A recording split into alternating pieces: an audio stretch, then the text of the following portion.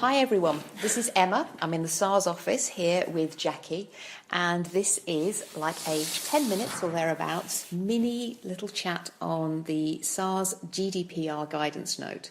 Now, if anyone else is listening to this, that's great. This is not a formal legal briefing, it's just a chat by us here in the SaRS office to inform Team SaRS, the branches, the committees, what they need to know about GDPR. And it's all based around Jackie's superb and excellent briefing note that she's written. So thank you very much, Jackie. Firstly, imagine I'm feeling really lazy and I've had a long week and I've got this lovely document in front of me and I only want to read one section. Which section would you like me to read? Okay, I think the section what everyone should read is what do we need to do to be compliant. That's section 5. Mm-hmm. And that's because it's got all the important actions in that we really have to do to be compliant. The actions come from the privacy impact assessment that we conducted with the branches and committees. And that's not to say that none of the branches or committees were compliant, because they were. But it's still important that everyone reads through the actions just to make sure that they are doing what the actions say. And if not, just fill the gaps. So essentially, it's non-negotiable what's in Section 5, and we all need to know about it as sort of SaRS, branches, committees, and also in the office. Yeah. Now, so I'm a part of the London branch, so I read this, but what do I need to know at the branch level with like Section 5 and the things that we must do?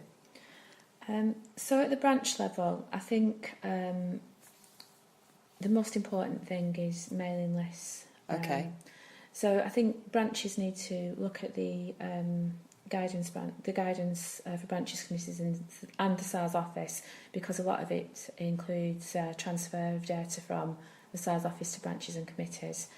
They need to look at that at the next branch meeting or committee meeting and record that in the minutes, to make sure that they've evidenced that they've seen it. And also at the AGM, a small statement just saying that they are compliant and maybe a report to council. So level down from that. I think ongoing from the 25th of May, branches need to be looking at the mailing list and making sure that they're taking full consent for any new data that they collect, and also making sure that email addresses are hidden. This is very useful to know. So essentially, people in the branches and the committees need to really know and be able to talk about Section 5, yeah, and also understand about the Safety and Reliability Society privacy policy. Yes. And to kind of evidence that we've read it and evidence that we're taking actions. This is great. Yeah, so another thing that branches need to do really is to give the Safety and Reliability privacy policy to all their members. In fact, everybody in the society who handles data needs to either look at that on the website or look at it in Appendix 5 of this document, and also make sure that everyone's read that, and also to circulate the guidance around to everyone so they all know what actions they've got to take and they all know what we need to do to be compliant.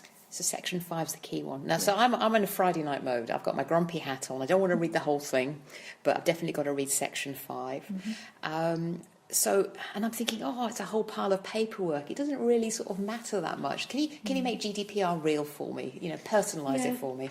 So when I started looking at GDPR, I also thought it was a lot of paperwork, and I didn't really understand why we had to do this and what was wrong with the old data protection regulations that we had. But I've come to realise, since I've been working with GDPR, that it's really important because it safeguards people's data. So while we might think, that it's okay to save data on our devices and keep it there forever, that is someone else's data that we've got on our device. And if our device was hacked by someone, a lot of the data that we store from SaRS, things like email addresses, application forms that contain really sensitive information, that could be used for identity fraud. So what we've got to remember as people who work with other people's data is that it doesn't belong to us, it belongs to that person. And they've got a right at any time they like to change it, have us delete it, modify it, in fact anything, and we need to make sure that we do that on their behalf. I mean, that's a useful sort of shorthand way of thinking about it. When you're handling someone else's data, if you think that could be used as part of identity fraud, treat it in that certain way. It's a kind of data conscience, really, that we need to have. It does make sense, that data conscience. Now, you mentioned about, like, when we download something to a computer. I just want to pick up on that. So I'm looking at an application form, or I'm reviewing something that Richard sent around. What should I be doing with it again? Everything is transferred. Anything that's really sensitive now is transferred via Dropbox. Okay. Now there is something in Dropbox where you can just look at it in the browser. That's handy. Yes, you can just look at it on your screen. But if you do need to download it onto your own machine or to print it out, as soon as you finish looking at that application, you need to delete it, and you need to delete it properly.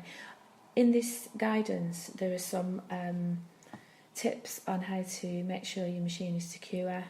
That includes laptops, tablets, flash drives, anything really. You need to make sure that the security on them is up to date, because you've got someone else's life on your machine. Yeah. You've got with an application form, it's got everybody's CV, the work history, dates of birth, all sorts of things, that people could be identified with. I mean, it is like kind of a goldmine if someone wants to fake your identity. Yeah. So if you can, look at it on browser on screen. Yeah. If you don't, then download it and delete and follow the guidelines. And thank you very much for all of the tips and hints in here. So I'm feeling less grumpy. I'm going to read the whole document. I'm going to, at our London branch meeting, we're going to make sure we've looked at Section 5, we've recorded any actions we need to take, and we're going to make sure we've all read the safety and reliability privacy policy, which is good. So it's quite weird. My email inbox right now is filling up with emails from everybody asking me to reconsent to the mailing list. But we're not doing that for SaRS. I'm confused. Why not?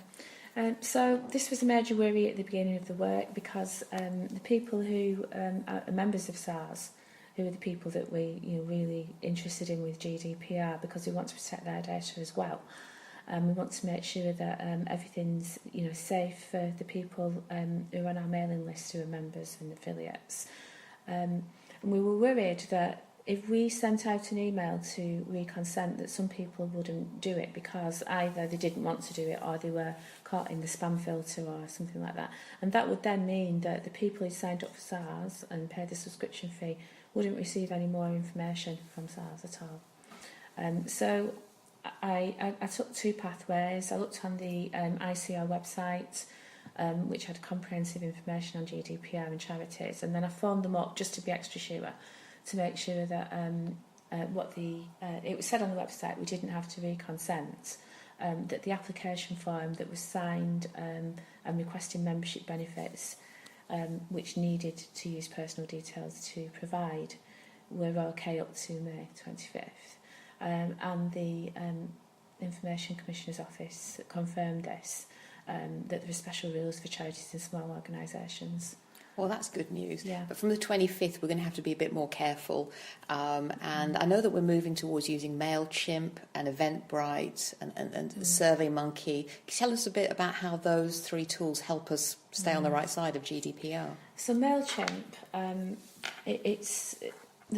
MailChimp is GDPR compliant now. There are special fields you can add to your forms that allow people to tick what kinds of data they want to receive, by which method, and there's a separate consent tick box, which is absolutely essential now for anybody who signs up. They have to tick another box, and the reason they have to do that isn't because just to evidence it, but from their side, it's so that it's kind of a double awareness of what they're signing up to. All right. So quite often you put your name and your email address in something and you think you don't really know what's going to happen, but this allows a bit of time to think it through and think, actually, they're asking me if I consent to use data here.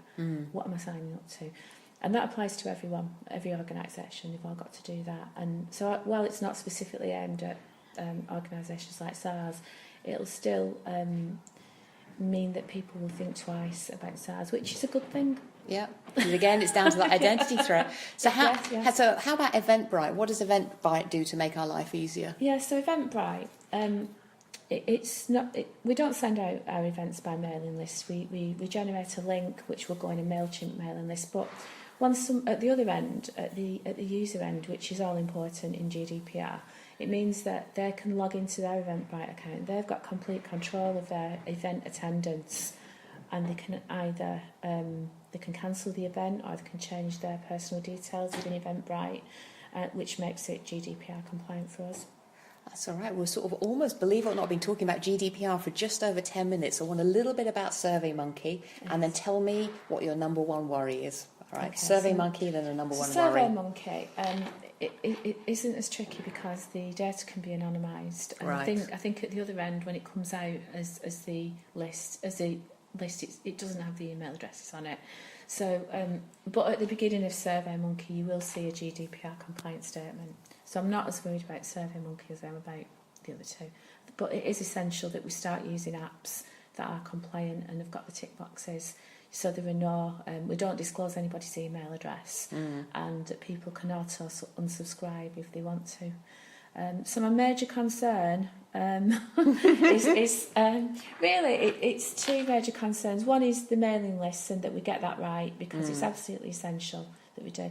And the other concern is that we understand that it is other people's data we're looking after. Thank you very much, Jackie. And so that is the end of the SaRS informal GDPR little chat for Team SaRS, the branches, the committees and the SaRS office. Thank you very much. Bye.